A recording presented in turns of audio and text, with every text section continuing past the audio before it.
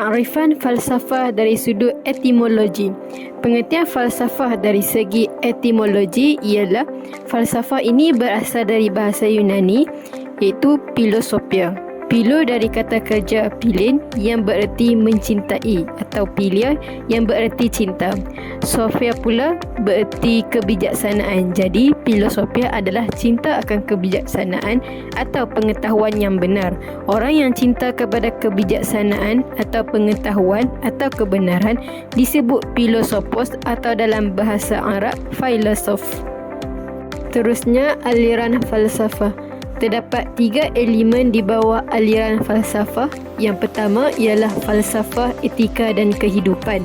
Etika dikenali sebagai falsafah moral, iaitu bidang yang berkaitan dengan isu benar, salah dan aspek-aspek lain yang berkaitan dengan penilaian tingkah laku manusia. Fokus falsafah etika dan kehidupan pada peringkat awal ialah kepada insan dan kemanusiaan, yang mana ianya memfokuskan kepada aktiviti berfikir yang memberikan penekanan dan panduan untuk melahirkan kehidupan yang baik yang membawa kepada kebahagiaan dan melahirkan insan yang mulia. Falsafah etika dan kehidupan juga merupakan kegiatan berfalsafah pada peringkat awal tamadun Greek dan tamadun Asia Cina dan India yang berasaskan fahaman keagamaan sebagai panduan menjadi insan yang mulia dan mencapai kebahagiaan dalam kehidupan.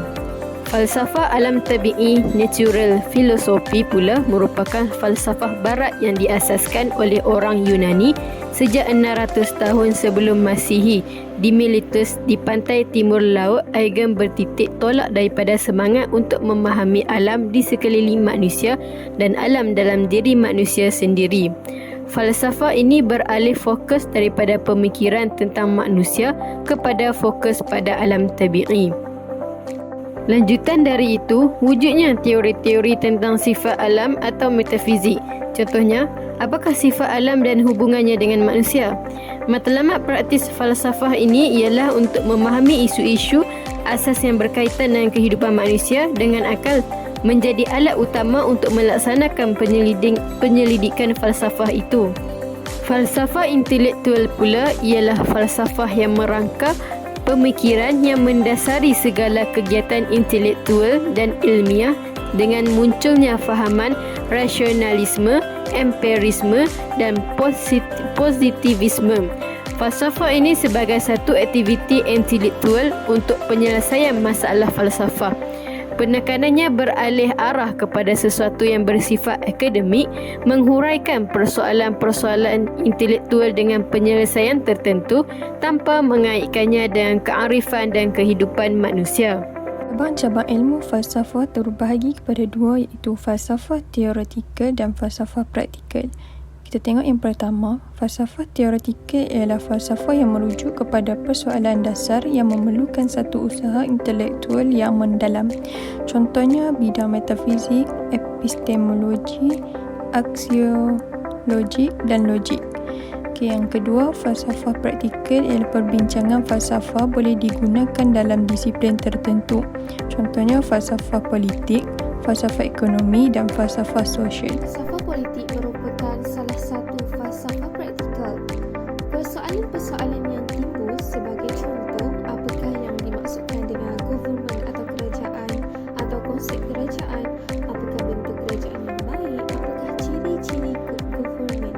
Semua ini hasil perbincangan falsafah yang boleh memberi hasil praktikal dan boleh memberi nasihat kepada kerajaan tentang bagaimana untuk mentadbir sesuatu negara itu dalam sistem kerajaan seperti negara kita sekarang iaitu demokrasi.